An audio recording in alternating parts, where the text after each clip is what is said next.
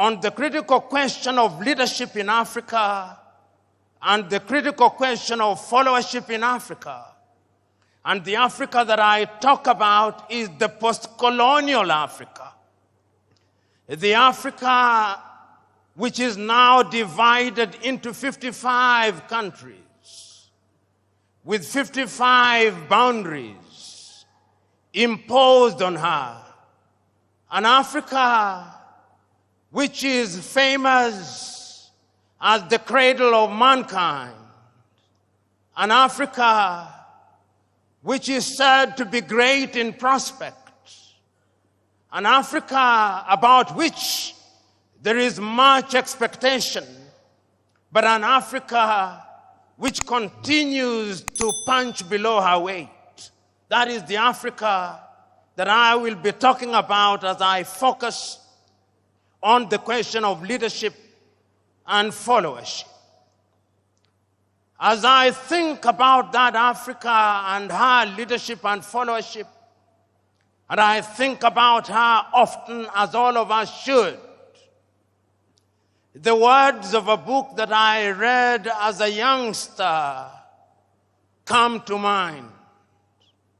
And any one of us who had the opportunity of reading the book A Tale of Two Cities will remember these words.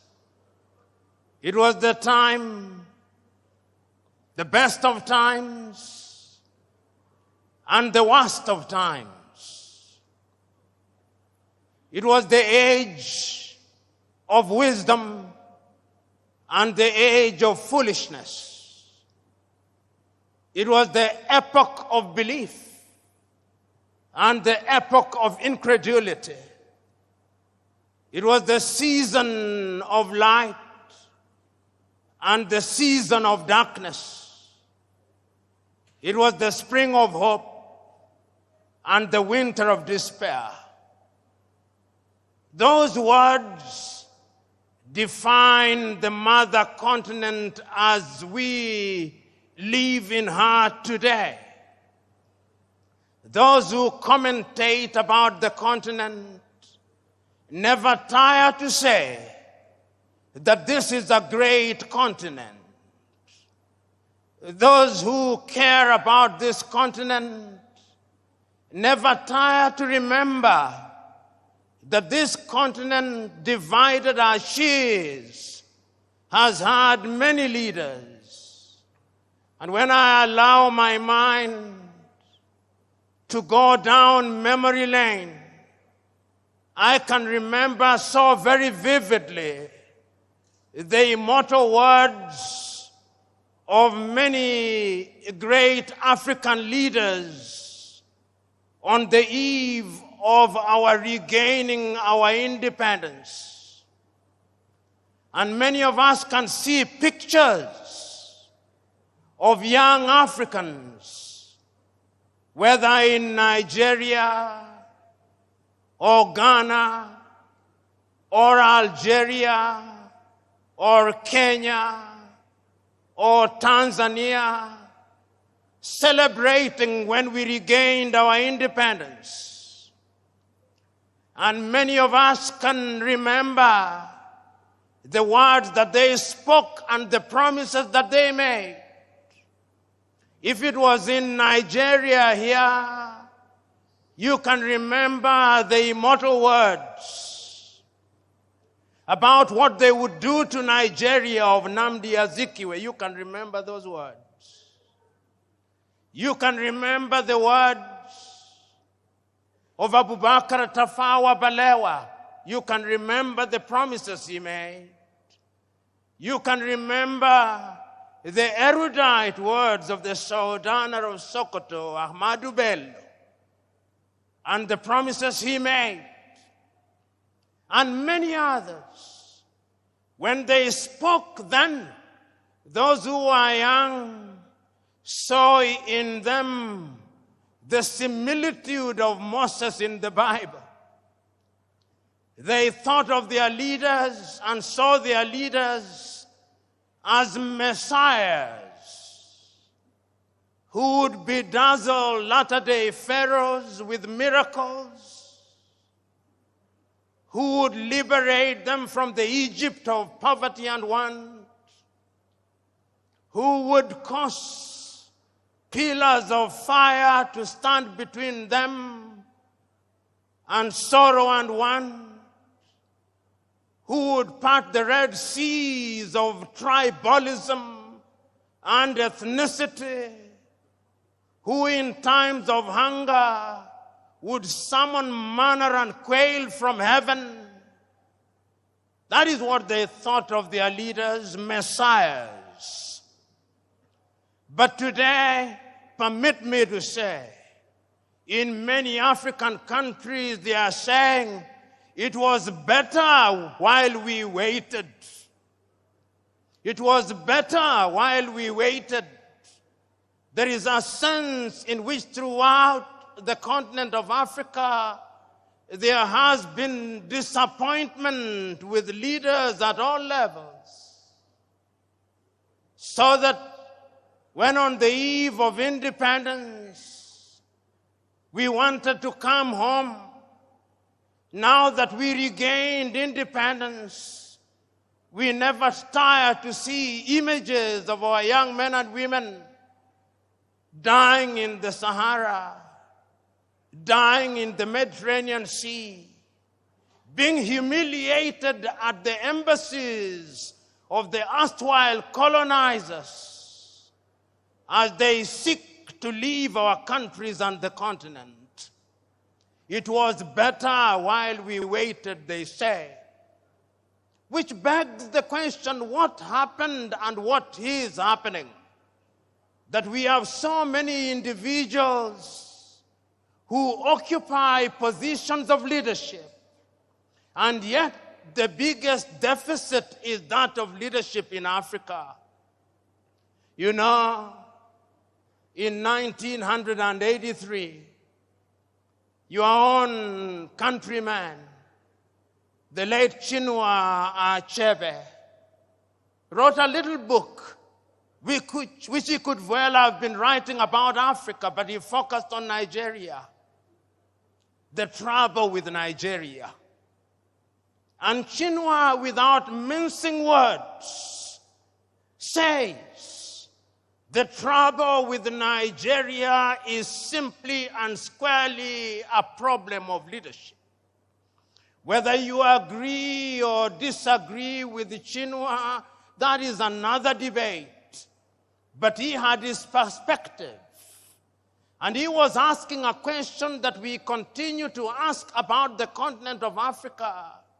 Why is it that while on average 60 years after we regained independence, the 55 countries that constitute the continent of Africa, why is it that we cannot feed ourselves?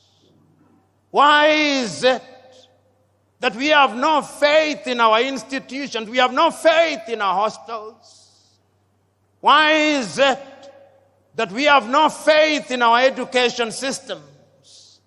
Why is it that we have no faith in our abilities? Why is it?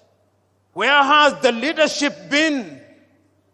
Why is it that so many years, while politics becomes the toy that lulls us into a false sense of security, our economies are controlled by people from other civilizations? Why is it? These are uncomfortable questions which we must pose and confront and answer if the mother continent is to realize our potential. Why is it that the mother continent is ever so negatively attractive to other civilizations? You know, as I talk about leadership, and as I think about leadership, and I think about what leaders are enjoined to do, I think about this mother continent.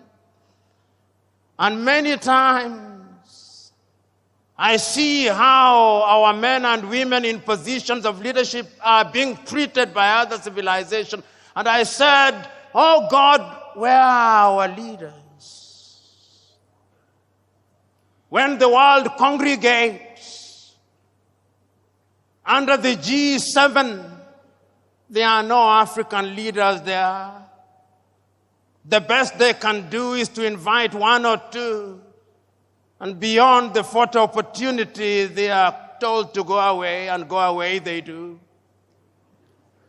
When there is a meeting of the G20, it is the same thing. There is no African leader there. And when at the United Nations they have voted all our countries, France, the United States, China, Russia, can come and neutralize all our votes. And I say, where are the leaders in Africa? And as you observe African leadership today, they are summoned by different leaders in the world. If the Japanese do not summon them to Tokyo under UNCTAD, the Indians are summoning them to New Delhi. And if the Indians are not summoning them, the Turks are summoning them. And if the Turks are not summoning them, the Chinese are summoning them.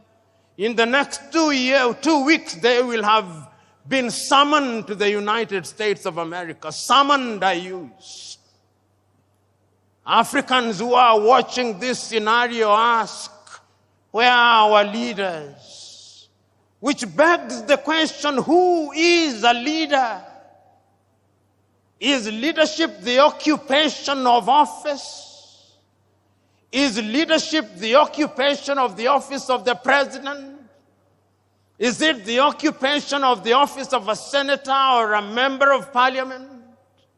Or the occupation of these high-sounding positions which gives us honorifics? Is that what leadership is? From where I sit, that is pseudo-leadership. From where I sit, leadership is about service. Leadership is about honor and privilege to serve. That is why I still understand the men of old, the men of wisdom who said, he who is greatest amongst you must be your servant. This is what Africa is asking for. And Africa has been asking this question since she regained her independence. You know, when one is talking about leadership in Africa, one must go into history and ask ourselves, what was leadership before we were rudely disrupted? We had our traditional rulers. How did they govern? For whose benefit did they govern? They are still there, the traditional rulers. How do they fit in the new dispensation? When we regained independence and adopted all these structures from the erstwhile colonizer, what did we expect to deliver? That great American Pan-Africanist John Hendricks Clark says that when Africans regained their independence, not a single one of them re-examined the style of leadership. All of them continued with a mimicry of the leadership that they inherited from the colonizer. And he then delivers this verdict. Not a single African country will ever succeed by mimicry. And I want to submit to you that whether one agrees or disagrees with John Hendrik Clark, one must look at Africa in order to ask ourselves, what is the state of leadership in Africa? And permit me to run you across the continent of Africa, and you will see a continent that is not at ease. The continent is not at ease because the continent is suffering from a deficit of leadership.